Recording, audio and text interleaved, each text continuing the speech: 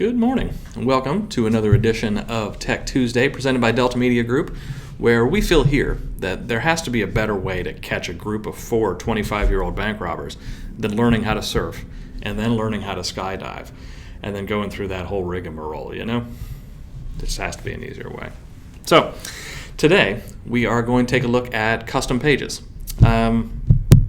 We've gone over pages in the past. We've gone over both custom pages and all the predefined pages, market watch or market landing pages, all that stuff. But we've made some additions to the actual custom pages. So I figured it would be a good time for us to go in and take a look at the new things they can do. So let's jump into the DeltaNet and look them over. So to get to pages, we're going to scroll down here to website and then pages. And then here on the left we have the list of all the current pages. You can see any that are a custom page or marked as such in here, which is kind of handy. If you want to be able to pick out your custom pages versus the predefined ones and the default ones that are already in there, they're really easy to identify. So that is nice. That is a relatively recent addition there. You can also recover pages here. So if I had deleted a page, one of my custom pages for example, and I wanted to get it back, I can click on recover page. And then I can choose from all of my deleted pages in this list, and I can actually recover any pages I've gotten rid of in the past. And you'll see when I pick a page, and I'll just grab one here, it loads up the page information itself, and then along with the page title and all that information. So I could just hit recover, and I could bring that page back. So to make a new page, I'm going to click on New Page. And for today, we're just going to look at these custom pages. To give you a quick idea, the predefined page tab is pages that we've pre-created in the system, and different predefined pages have different options. So we do videos for the different specific predefined pages because there's enough to look at. They kind of warrant their own video. External, nothing's really changed with this. All this is a way that you can add a link to your navigation that goes to any URL that you choose. So that is really all this one is for. For this, you just enter a link title, which is what will actually appear in your navigation. So my page, and then a link URL is what that link will go to. It's really built for linking out to external pages, like if you have a school district page or something you wanted to link to, you could make the link title the name of the school district, and then the link URL would be their actual website. From there, you just decide whether you'd like to frame that into your own website. That's what this checkbox will do. Or if you'd like to open it in a new window, and generally we suggest that if you are linking to a third-party page, just something that's not on your website, you'll want to do that. That way it opens up in a new tab so it doesn't take the user off of your website. And then you choose where you want the link to this page to be displayed. Either the navigation menu, the links down at the bottom of the page if you are using a page theme that has those links, or both. We'll just do navigation menu, and then hit update, and that creates your link. I know I said I wasn't going to go over these other tabs, but that was an easy one, right? That one wasn't too bad. So that's how you would use the external link tab. And then market is for market landing pages, and we have some videos specific to those. So now back to custom pages. So this allows you to create a completely custom page on the website. You can fill this up with whatever content you want. You have this whole WYSIWYG editor at your disposal here, so you can control things like formatting, colors, font size. You can add in pictures, you can embed videos on these pages, you can add in links out to other pages on your website or out to third-party pages. So you have a lot of flexibility in what you can do with this editor. And the editor works a lot like just any kind of word processor like Microsoft Word or Mac, Apple Pages, stuff like that. So that is how that is set up.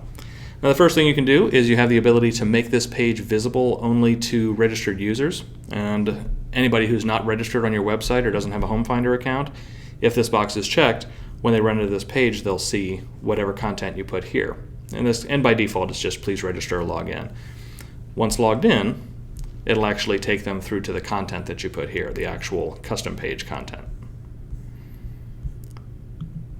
And the next thing you can do is you can add a contact form to these pages. So if I check this box, it gives me some additional options. And what this will do is put a contact form either on the left or the right side of the page, whichever I choose here. And that contact form will create a lead in the system. The idea for this is you can set this up like a landing page, and then this contact form will be your call to action. So you can have a landing page that is specific to a certain market, or even like a contest. We've seen people use these for that before. So they'll set up a contest page and say, sign up on this page and you're entered to win a $20 Starbucks gift card. And that's what this would be for. So you could set up a contact form, and then you can choose some different options for that contact form. So just the general form. You can also ask for their address. That's what general with address is. And then these last three, selling, buying, and real estate career, are actually associated with their own autoresponders that are specific to that kind of request. Someone making a selling, a buying, or a career request, or career information request, I guess. So you can choose from any of those options, and they change the style of the form a little bit, really just as far as what fields are available on there and what autoresponders are used. So we'll go with general for this one. We'll say enter here. This is going to be our contact form title, so this will show up at the top of the form. For the thank you URL, if I wanted anyone who submitted this form to be taken to a specific page, like I designed another custom page to act as a thank you page, I could put the URL of that page here. So as soon as they submit the form, they're taken over to that other page. This can be particularly nice for pages that have to do with a specific market. You could set it up so that when they sign in with that form and they submit it, it takes them to a search results page that shows all the listings in that market that landing page was for. So it would basically say, fill out the form to see all the listings in this market. They would fill it out and it takes them over to that page. To do that, you would just run that search on your website. So if I wanted to do Canton, Ohio, for example, I'd run a search for Canton, Ohio, and then looking at the results page, I would just copy the URL of that page and paste it in here. Might as well show you, right? We don't have anywhere to be. So I'll go here and run a search. So here's my search for Canton, Ohio. And now here is my page URL. So I'm just going to copy that. And I'll go back over here and I'll paste that in. And that's all there is to it. So at that point, if somebody were to fill out the form on my custom page, it'll take them to this results page after they fill the form out. And then I can choose some default comments for the form. There will be a comment section at the bottom of the form, and whatever I fill in here is going to show up there by default. So we'll put that in. We'll see what that looks like. And then I can also hide the checkbox options on the form. So there are checkboxes that on the general form that allow customers to say whether they're interested in buying, selling, or investments, things like that. If I want to remove those checkboxes, I would check this box and then those wouldn't appear. And the next thing I can do here is I can choose from a few different page types. So standard is just a regular custom page. So whatever content I put here will be in the content section of my website. And all the navigation and all the branding and everything will still be in place. My next option is standard page with no navigation. So that is exactly the same except the navigation is gone. And the idea there is it's kind of a squeeze page in that if a customer comes to that page, basically the only thing they can do there is read the information I've presented them with and fill out the form. They can't navigate away to different pages. And then lastly, you have a true squeeze page, which is just going to be the content and the form if you chose to include one. So if I pick squeeze page, the only thing that will display is the form that I told it to display up here and whatever content I put into this box. It won't have any navigation, won't have a header, footer, no branding, no anything, just that content. And again, you would use that for specific kinds of squeeze pages, like if you created a Facebook ad, for example, and you wanted to lead that ad to a sign-up page and make it so that the only thing they can do is read the information you're giving them that pertain to your ad, as well as give them a call to action so that they can sign in or sign up on your website so you can capture the lead. That's what that kind of squeeze page would be for. So we'll go ahead and switch that back to standard. Now down here we can enter our content. I want to make a link. So we'll go ahead and turn this into a link. Why not? We'll click our link button there. We'll give it a target. Normally you would just paste in the target here. But you put your target of that link here. You can give it a title if you want. It's just a descriptor for where that link will go or what it does. And then hit OK, and that turns that into a link. And you can also do things like adding pictures or media. So if I click here, it allows me to add a picture. So I can click here to browse and choose from the different pictures available. If I want to add in a video, I can click on my little video icon right here, and then I would paste in the URL, like a YouTube video, for example, and it would embed that on the page. And then the last thing I can do here is You can add a lot of different custom variable options in here. So if you click this link, you can add an AVM search form. So if you have the AVM system turned on, people could search for their home value. It would just put a search form wherever I choose to put that variable. And then you can also add in things like featured listing sections or even search results sections. And you can play around with these to see all the different things that they do.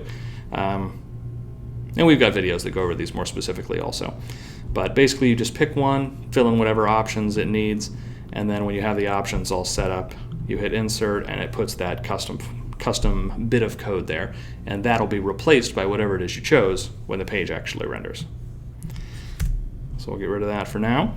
And now if we go down here, you can choose what domain the page will be associated with. This actually I think is functionality that's going to be going away here pretty soon.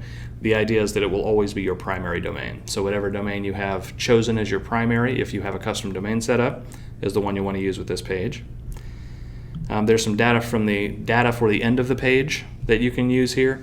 Again, this is kind of an older feature from before you could add in a lot of these things through those custom variables, but you do have the option of adding like sold listings at the bottom of your page.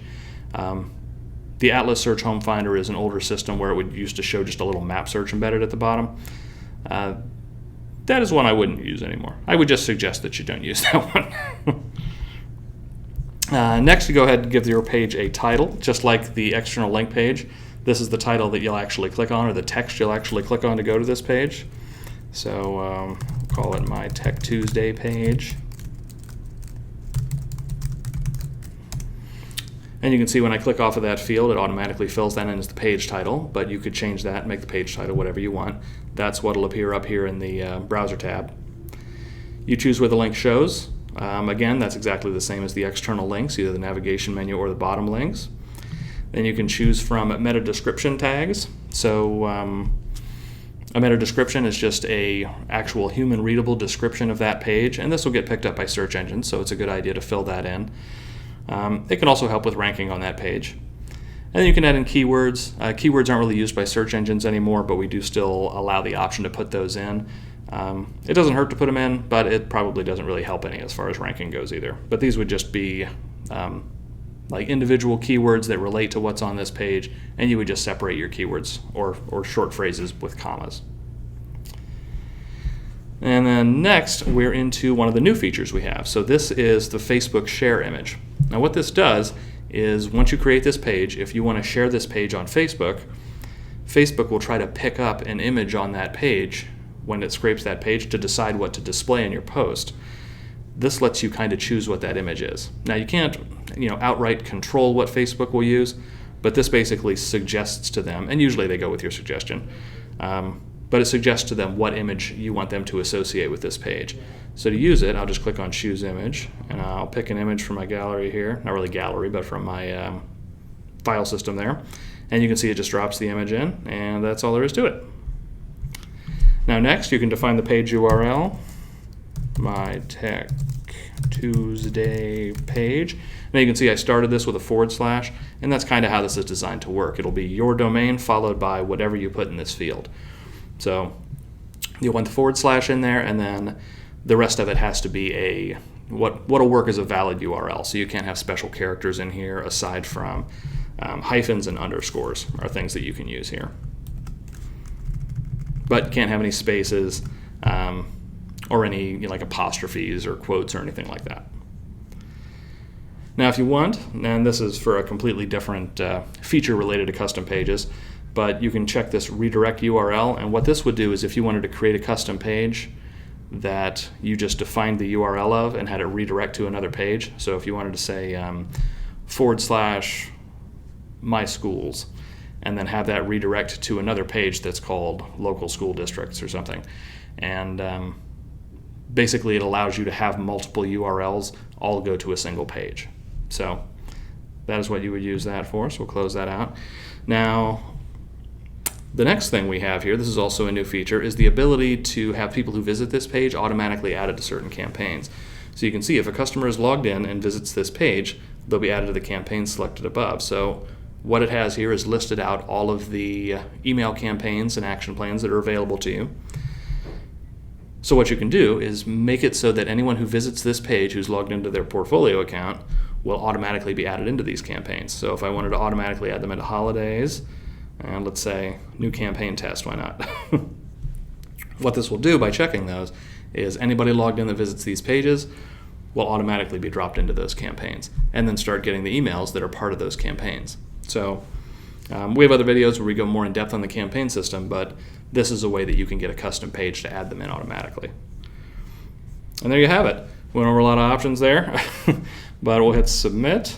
That creates our page. And now if I scroll down here, we'll see my Tech Tuesday page is now on my page list here. So if I want to edit that, I can click there and it'll load all the page information back up on the right. And then we can also see my Tech Tuesday page is down here at the bottom of my page list. So this represents the top navigation on my website. So now I can choose where I want it to appear in the navigation. So by default, it's going to be all the way at the end. But if I want it to be in a drop-down menu under Meet, for example, I'll scroll up and you can see it's indented one under Meet, which means it'll be in a drop-down menu under that. If I move it over, now it'll be its own root navigation item. So we'll go ahead and indent it because I don't think we're going to have room for it in the navigation. And then hit save. And now let's go to the page, preview website, and see what we've got. So here we are. If I go to Meet, there's my Tech Tuesday page. I click on it, and then here's my page, my content, the little link I put in. We set it up as a standard page, and then here's our form.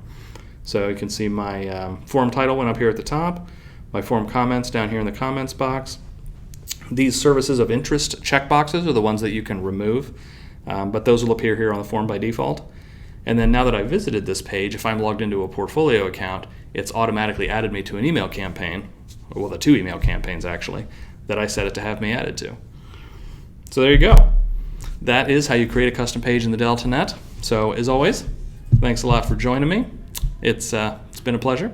If you have any questions, comments, suggestions for new videos, anything like that, feel free to comment on any of our videos on Facebook or YouTube, or send an email into support@deltagroup.com, or just give us a call.